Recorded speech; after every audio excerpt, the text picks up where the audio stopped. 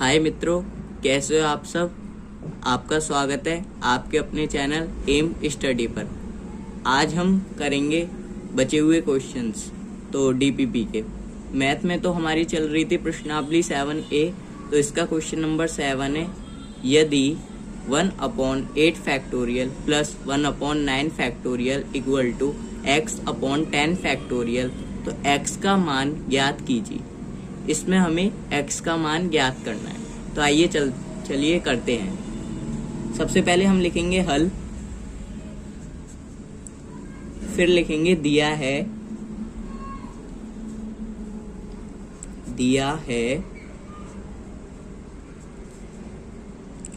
1/8 factorial plus 1/9 factorial equal to x/10 factorial.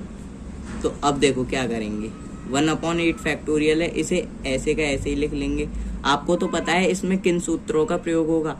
अगर नहीं पता तो आप मेरी पिछली वीडियोस में जा करके देख सकते हैं, जो मैंने पिछली वीडियोस में 4, 5, 6 क्वेश्चन करवाए हुए हैं। ठीक है, देखो इसमें हमें क्या करना है, 1/8 फैक्टोरियल प्लस 1/9 फैक्टोरियल। तो हम 9 को ऐसे लिख सकते हैं खोल करके, 9 × 8 फैक्टोरियल। इसे यहीं पर ही अभी रोक देते हैं, इक्वल टू x/10 फैक्टोरियल। अगर आपको फॉर्मूला और अच्छी तरीके से जानना है तो मैं आपको फॉर्मूला एक और बार लिख करके दिखा देता हूँ। तो देखो हमारा जो n फैक्टोरियल होता है, यहाँ पर लिख दे रहा हूँ मैं आपके लिए, n फैक्टोरियल। तो वो n फैक्टोरियल हमारा होता कैसा है, n फैक्टोरियल हमारा होता है n × n-1 × n-2 से लेकर के हमारा चलता जाएगा जब तक 1 नहीं आ जाए, तो 3 × 2 × 1 तक, तब तक ये खुलता जाएगा। ठीक है, अब देखो x/10 है, तो इसको हम ऐसे लिख देते हैं x/10 फैक्टोरियल। ठीक है ना। अब देखो अब हम क्या करेंगे, इन दोनों में से 1/8 फैक्टोरियल हम कॉमन निकाल लेंगे। तो 1/8 फैक्टोरियल इंटू 1। तो देखो 1/8 फैक्टोरियल की 1 से गुणा करेंगे तो 1/8 फैक्टोरियल ही आएगा, प्लस 1/9। 1/8 फैक्टोरियल की 1/9 से करेंगे तो 1/9 × 8 फैक्टोरियल हमारा आएगा। ठीक है, इसे भी क्लोज ब्रैकेट कर देते हैं। अब देखो x/10 फैक्टोरियल है, 10 को हम खोल लेंगे तो 10 × 9 × 8 फैक्टोरियल। 8 फैक्टोरियल से 8 फैक्टोरियल कैंसिल। ठीक है, 1 बार में। अब देखो हमारा बचा क्या, 1 बचा, तो 1 की गुणा करेंगे इन सब में, तो हमारा जो बड़ी डिजिट होगी वही आएगी। देखो तो 1 + 1/9 क्लोज ब्रैकेट x/10 × 9।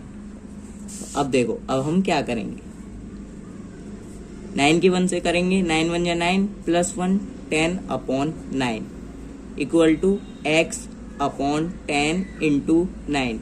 9 से 9 कैंसिल, बचा हमारा यहाँ पर 10। अब यहाँ पर ये हमारा डिवाइड में है। ठीक है, ये उधर जाएगा तो क्या हो जाएगा, गुणा में। तो 10 × 10 इक्वल टू x। ठीक है, अब देखो 10 10 जा 100 इक्वल टू x। अब इसे ऐसे लिख लो, x इक्वल टू 100। तो हमारा ये सॉल्व हो गया। तो हम लिखेंगे, अतः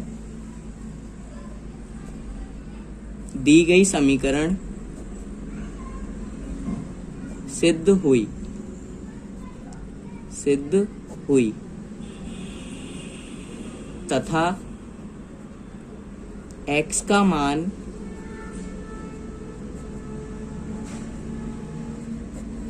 100 आया। ठीक है, तो ये हमारा सॉल्व हो गया। अब देखो अब नेक्स्ट क्वेश्चन करते हैं। तो नेक्स्ट क्वेश्चन करेंगे। नेक्स्ट क्वेश्चन में हमें दिया है कि क्वेश्चन नंबर 8। अब करेंगे क्वेश्चन नंबर 8। तो अब देखो हमें क्वेश्चन नंबर 8 क्या दिया हुआ है।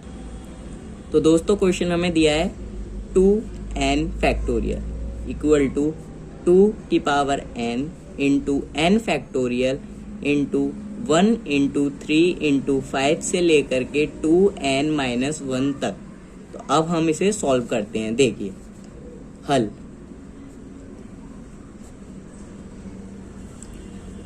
अब हम क्या काम करेंगे इसमें कि LHS को लेते हैं, LHS साइड को लेते हैं। तो LHS को हम लेंगे तो 2n फैक्टोरियल है हमारा, इसे हम खोलेंगे तो हमारा निकलेगा 2n इंटू 2n-1 से लेकर के हम लिख देंगे इसे n+1 इंटू n-1 से लेकर के 4 इंटू 3 इंटू 2 इंटू 1 तक। देखो मैंने अभी आपको एक सूत्र बताया था, ये उसी की तरह है। ये देखो n factorial equal to n into n-1 into n-2 से लेकर के 3 इंटू 2 इंटू 1 तक। अब देखो हमारा ये है। अब इसमें हम काम क्या करेंगे कि इवन एक जगह निकाल लेंगे और ऑड एक जगह निकाल लेंगे। तो देखो इसमें कैसे निकलेगा 2n, ठीक है, इंटू, इसे हम सीक्वेंस में लिख देंगे छोटे से बड़ा, ठीक है, 2 इंटू 4।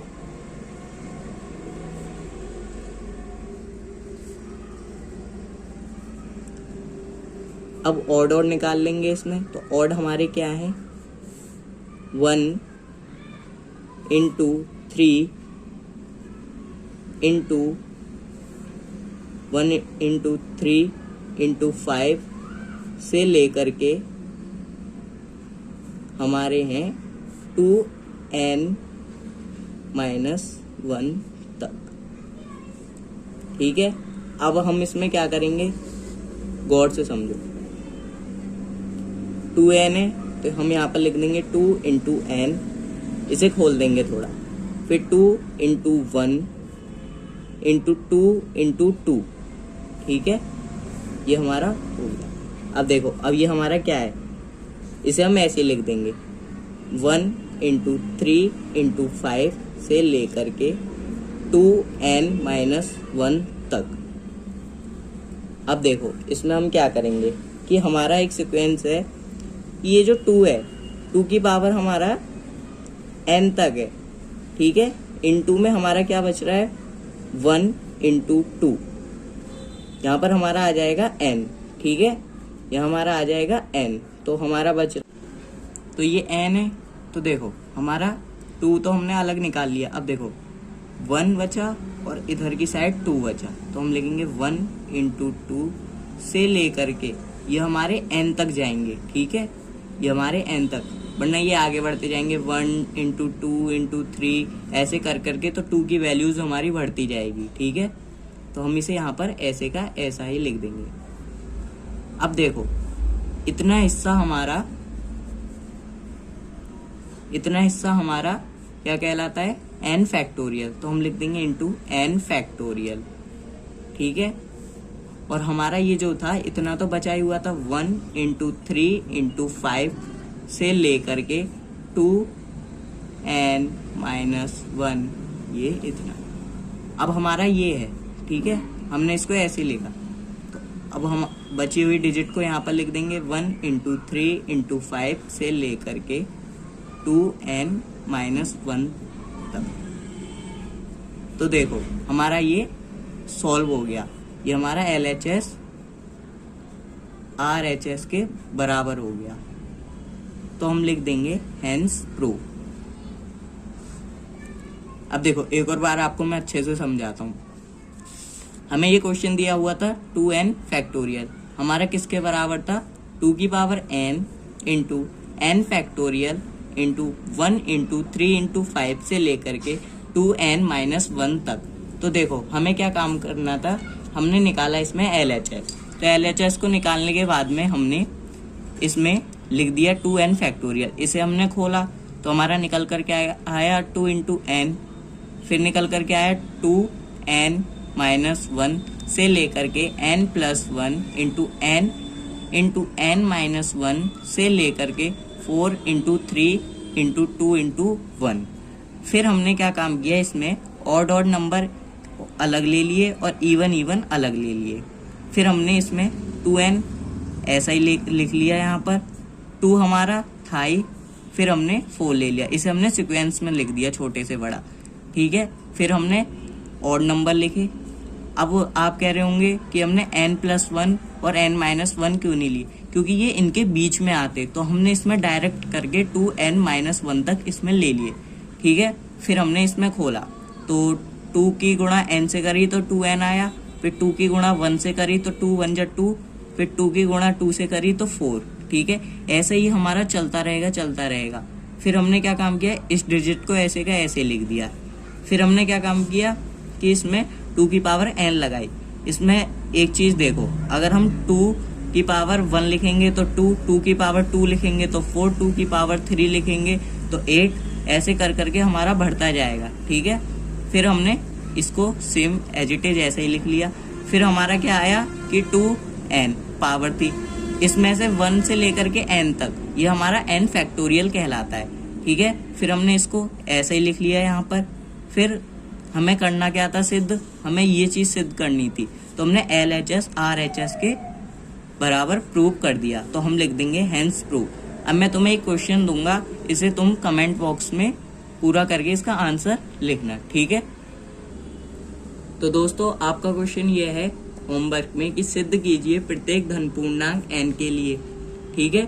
अगर आपको समझ में नहीं आता तो कमेंट बॉक्स में लिख देना। दोस्तों ऐसे ही मैं आपको हर एक्सरसाइज के 8 से 15 क्वेश्चन DPP के दिया करूंगा, सॉल्व करा करेंगे हम, और इसके आपको होमवर्क भी मिला करेगा। दोस्तों कैसी लगी आपको वीडियो, प्लीज़ लाइक करें, सब्सक्राइब करें। Thank you.